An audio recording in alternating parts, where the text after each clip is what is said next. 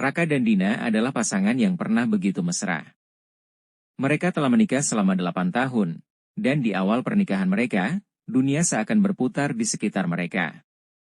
Setiap momen terasa penuh cinta, setiap masalah dihadapi bersama. Namun, seiring berjalannya waktu, hubungan mereka mulai berubah. Dina, yang dulu selalu penuh perhatian, perlahan-lahan mulai menjauh. Raka pertama kali merasakannya ketika Dina mulai jarang berbicara padanya. Bukan berarti Dina menjadi dingin secara tiba-tiba, tetapi lebih kepada pergeseran halus yang lama-kelamaan menjadi jurang tak terlihat.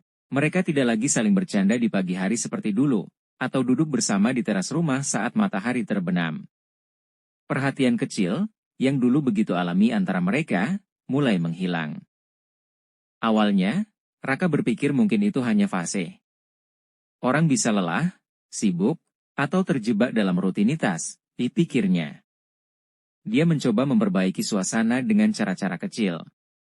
Dia mulai sering memasak untuk Dina, membuat teh favoritnya, atau bahkan mengajak jalan-jalan spontan di akhir pekan. Namun, tidak ada perubahan. Dina tetap sama, tenang, jauh, seolah tak lagi memikirkan hubungannya. Satu malam, saat mereka sedang duduk di ruang tamu, Raka mengumpulkan keberanian untuk bertanya, apa yang sebenarnya terjadi, Din? Kamu sudah berubah. Aku merasa seperti kamu sudah tidak peduli lagi. Dina menatapnya, tidak marah, tidak kesal, tapi ada lelah yang begitu dalam di matanya. Aku tidak tahu, Raka, jawabnya singkat. Mungkin aku memang lelah. Jawaban itu membuat Raka bingung.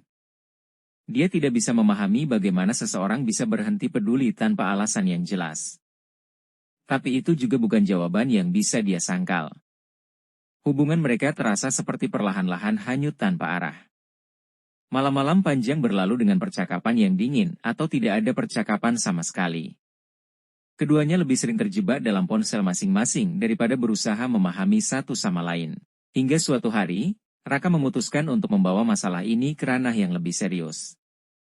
Dia mengusulkan mereka pergi berkonsultasi ke terapis pernikahan.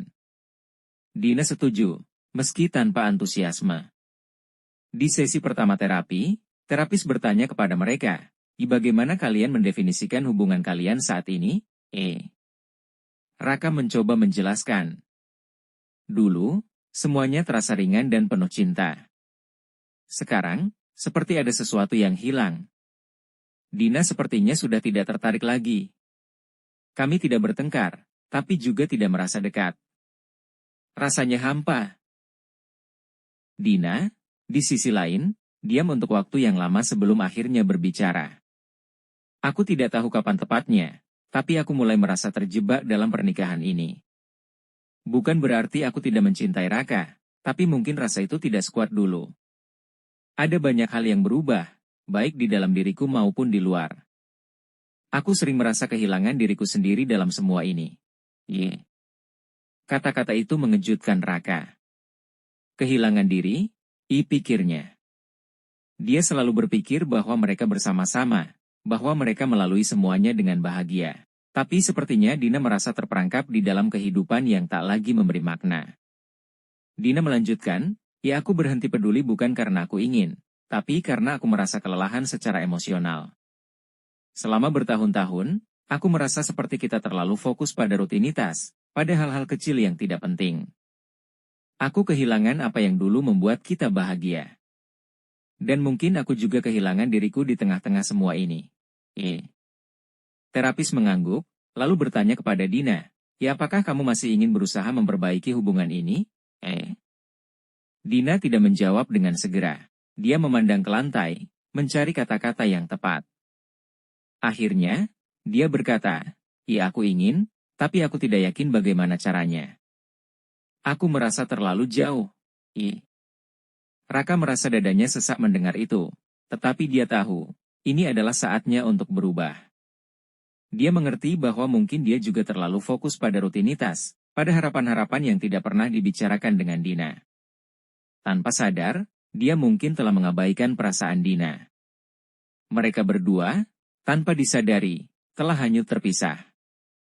Setelah sesi itu, Raka mulai memandang pernikahannya dari sudut pandang yang berbeda. Dia mulai berusaha memahami lebih dalam perasaan Dina. Dia berhenti mencoba memperbaiki hal-hal yang tidak terlalu penting dan mulai bertanya pada Dina apa yang benar-benar dia butuhkan. Hubungan mereka tidak pulih dalam semalam. Namun, perlahan-lahan, komunikasi mereka membaik. Mereka belajar untuk jujur tentang perasaan masing-masing, tanpa takut dihakimi. Dina juga mulai membuka diri, berbicara tentang hal-hal yang selama ini ia pendam, tentang impian-impian yang pernah ia lupakan. Tidak ada yang sempurna dalam cerita ini. Tidak ada akhir bahagia yang datang dengan cepat. Tapi, keduanya belajar bahwa cinta bukan tentang selalu ada, tetapi tentang berusaha untuk terus menemukan satu sama lain, bahkan ketika sudah merasa kehilangan arah. Dan terkadang, ketika salah satu berhenti peduli, itu adalah panggilan untuk kembali merajut kebersamaan, meskipun butuh waktu dan usaha yang besar. Itulah cerita tentang seorang istri yang berhenti peduli, namun melalui refleksi, komunikasi, dan kesabaran, ada harapan untuk menemukan jalan kembali.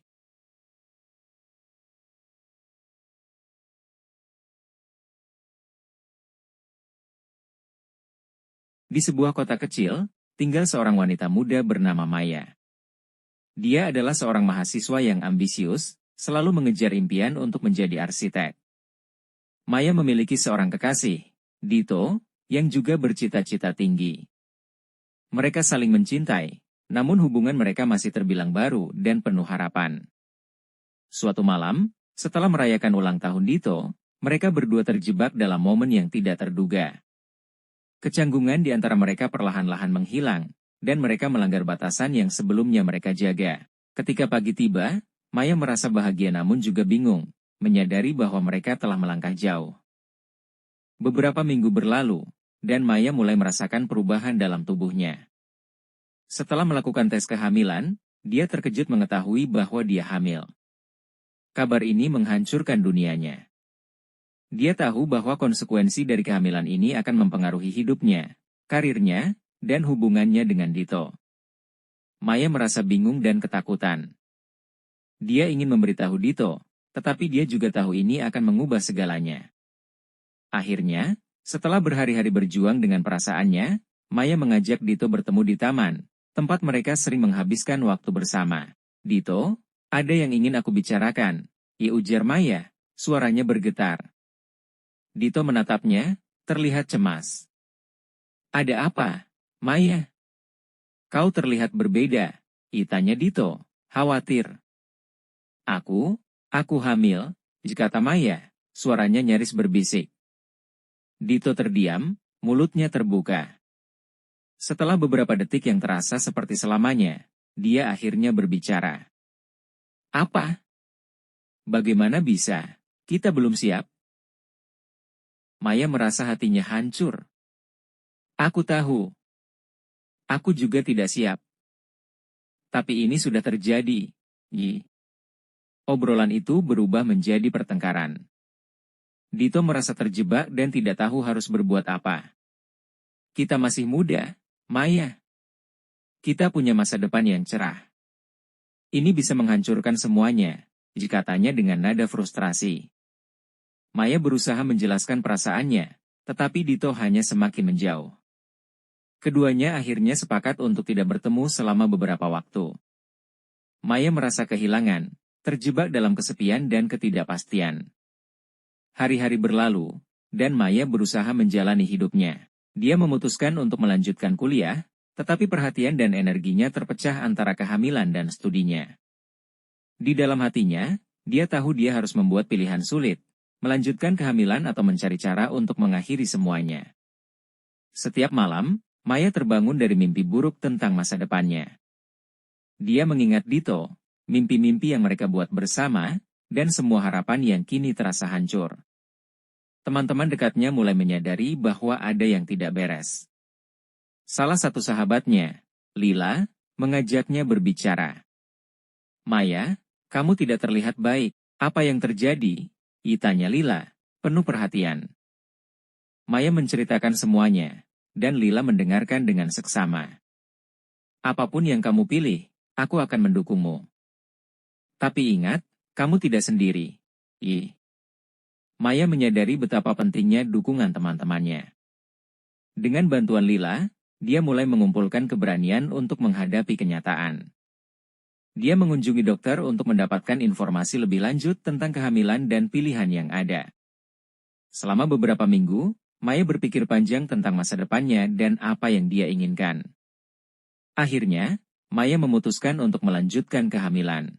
Dia merasa bahwa mengakhiri kehamilan tidak akan menyelesaikan masalah, justru akan membuatnya merasa lebih kosong. Dia ingin menjadi ibu, meskipun tantangan yang dihadapinya terasa berat. Setelah membuat keputusan, Maya mencari cara untuk berbicara dengan Dito lagi. Dia ingin menjelaskan keputusannya dan berharap Dito bisa mengerti. Ketika mereka bertemu lagi, suasana terasa tegang. Maya, aku tahu kita belum pernah berbicara lagi, Dito mulai. Aku merasa sangat bingung dan takut.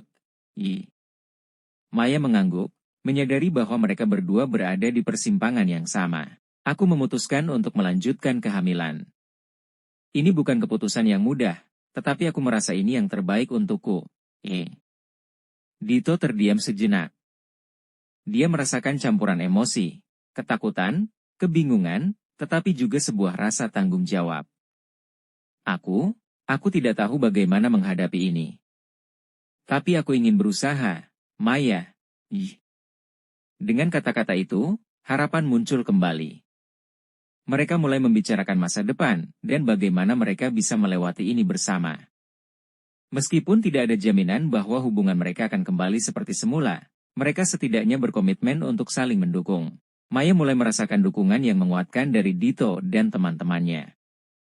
Mereka berdua menghadapi perjalanan kehamilan dengan berbagai tantangan, tetapi mereka belajar untuk saling mendengarkan dan mengerti. Maya menyadari bahwa meskipun masa depan tampak tidak pasti, ada kekuatan dalam pilihan yang telah dia buat. Ketika hari kelahiran tiba, Maya merasa cemas tetapi juga bersemangat. Dito berada di sisinya, dan mereka menyaksikan keajaiban yang datang ke dunia. Saat melihat bayi mereka untuk pertama kalinya, semua keraguan dan ketakutan seakan lenyap. Dalam momen itu, Maya mengerti bahwa meskipun perjalanan mereka tidak mudah, mereka memiliki kesempatan untuk membangun kehidupan baru bersama. Cinta, meski sering diuji, bisa tumbuh lebih kuat dalam menghadapi tantangan. Maya dan Dito memulai babak baru dalam hidup mereka. Meskipun tidak ada jaminan, mereka berusaha untuk saling mendukung dan menghadapi masa depan bersama-sama.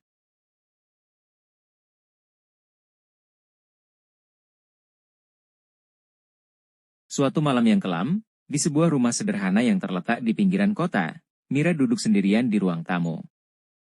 Hujan deras mengguyur atap, menambah dingin suasana hati yang sudah tak menentu.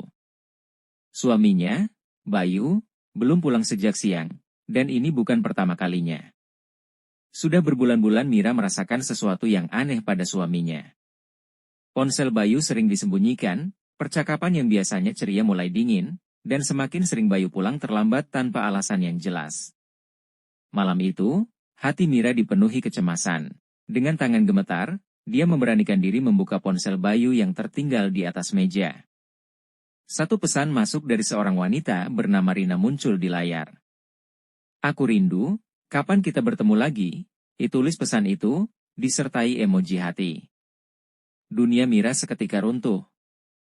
Mata dan dadanya terasa panas, kepalanya penuh dengan berbagai pertanyaan dan ketidakpercayaan. Bagaimana bisa Bayu, suami yang ia cintai dan percayai selama bertahun-tahun, tega mengkhianatinya? Mira tahu ini bukan kesalahan atau salah paham. Pesan-pesan lain yang ia temukan, foto-foto dan janji temu yang sudah disusun rapi menunjukkan hubungan gelap yang sudah berjalan lama. Mereka bukan hanya sepasang kekasih rahasia, tapi juga merencanakan masa depan di belakangnya. Tanpa pikir panjang, Mira meremas ponsel itu hingga hampir terjatuh dari genggamannya. Seluruh tubuhnya bergetar menahan amarah dan kepedihan. Pikirannya kalut, tapi ada satu hal yang terus bergema di kepalanya, dia harus melakukan sesuatu. Mira bangkit dengan penuh amarah. Dia melihat sekeliling rumah, tempat yang selama ini ia rawat dengan penuh cinta. Setiap sudutnya menjadi saksi perjalanan cintanya dengan Bayu, namun kini semuanya terasa palsu dan menyakitkan. Amarahnya memuncak. Tanpa ragu, Mira melempar vas bunga yang ada di meja, pecahannya berhamburan di lantai. Dia kemudian meraih bingkai foto pernikahannya yang tergantung di dinding. Foto itu, yang dulu menjadi lambang kebahagiaan, kini menjadi bukti pengkhianatan. Dengan gerakan kasar, ia menghancurkan bingkai itu ke lantai. Perabotan lain di ruang tamu tak luput dari amarahnya. Meja, kursi, bahkan cermin besar yang menggantung di dinding pun dihancurkan. Suara benda-benda yang pecah menggema di rumah itu, seolah menjadi simbol dari hancurnya hati Mira. Di tengah kekacauan itu, Bayu tiba-tiba pulang. Dengan wajah terkejut dan kebingungan, dia mendapati rumah mereka berantakan. Pecahan kaca dan perabotan yang hancur berserakan di mana-mana. Mira berdiri di tengah ruangan dengan napas memburu, matanya penuh dengan kemarahan dan kekecewaan. "Mira, apa yang kamu lakukan?" Bayu berusaha mendekat, tapi Mira mundur, mengangkat tangannya sebagai tanda peringatan. "Jangan mendekat," teriak Mira, suaranya parau penuh emosi. "Kamu pikir aku tidak tahu apa yang kamu lakukan di belakangku? Berapa lama kamu sudah mengkhianatiku, Bayu? Berapa lama kamu menipu di balik topeng suami yang setia? Bayu terdiam, tahu bahwa semua kebohongan yang selama ini ia tutupi sudah terbongkar. Tak ada lagi yang bisa dia katakan untuk membela diri. "Rumah ini," dilanjut Mira dengan suara bergetar, "semua yang kita bangun, semua yang aku perjuangkan, semuanya sia-sia. Kamu menghancurkan semuanya." Bayu mencoba mendekati Mira, tapi dia mundur lagi, kini dengan air mata yang mulai mengalir. "Aku minta maaf, Mira. Aku tidak tahu harus berkata apa." Namun, Mira tidak ingin mendengar permintaan maafnya. "Kamu sudah menghancurkan kepercayaanku, Bayu. Tidak ada kata maaf yang bisa memperbaiki ini." Amarah dan rasa sakit yang mendalam mendorong Mira untuk mengambil keputusan yang sangat besar. Dia menatap Bayu dengan tajam, kemudian dengan satu tarikan napas panjang, dia berkata, "Pergi dari sini. Sekarang juga, rumah ini, semua yang ada di dalamnya. Aku tidak butuh lagi. Aku akan memulai dari awal, tanpa kamu." Bayu mencoba memohon, tapi Mira tidak memberikan kesempatan. Dengan tangan gemetar, dia menunjuk ke pintu. "Keluar sekarang, Bayu. Dan jangan pernah kembali." Tanpa ada pilihan lain, Bayu berjalan keluar, meninggalkan rumah yang dulu penuh kebahagiaan. Ketika pintu tertutup di belakangnya, Mira jatuh terduduk di lantai yang dipenuhi pecahan kaca. Air mata mengalir deras, dan tubuhnya terasa lelah. Tapi di balik semua kepedihan itu, ada perasaan lega yang perlahan muncul. Mungkin semua ini menyakitkan, tapi dia tahu bahwa ini adalah langkah pertama untuk membebaskan dirinya dari kebohongan dan pengkhianatan. Malam itu, rumah yang hancur menjadi simbol dari kehidupan lama yang sudah berakhir. Tapi Mira bertekad untuk bangkit, membangun kembali hidupnya dari puing-puing yang tersisa, dan memulai lembaran baru, tanpa Bayu, tanpa kebohongan.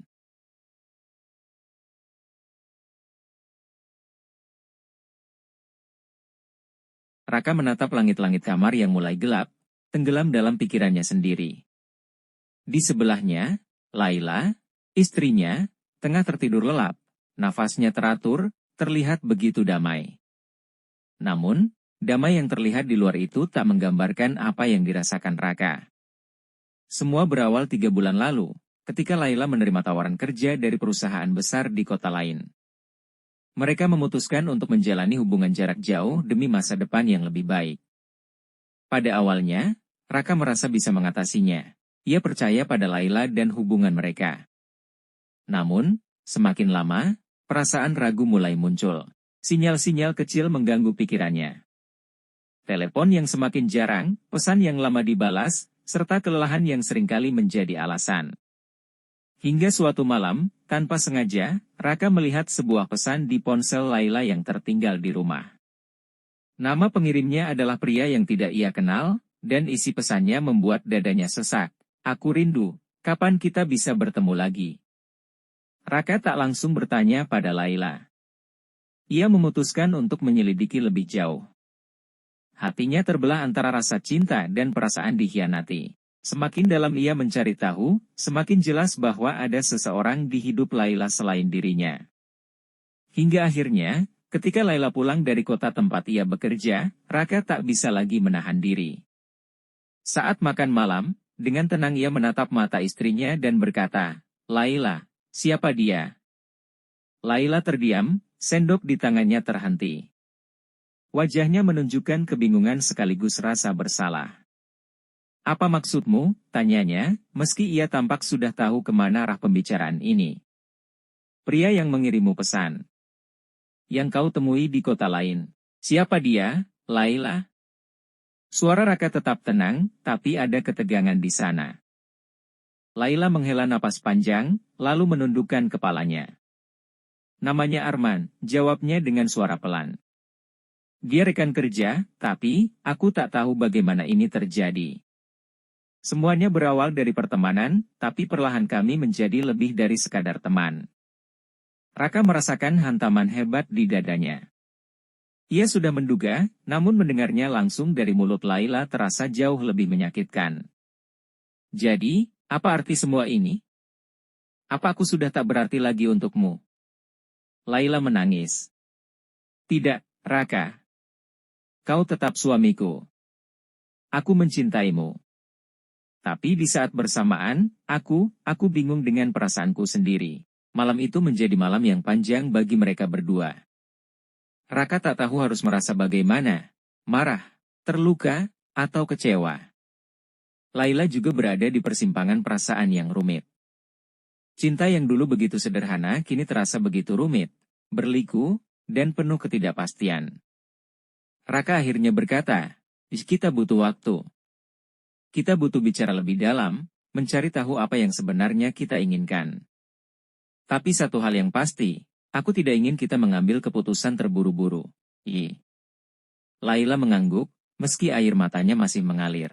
Ia tahu, hubungan mereka sedang berada di ujung tanduk, tapi ada secercah harapan bahwa mereka masih bisa memperbaikinya, jika keduanya sama-sama berusaha.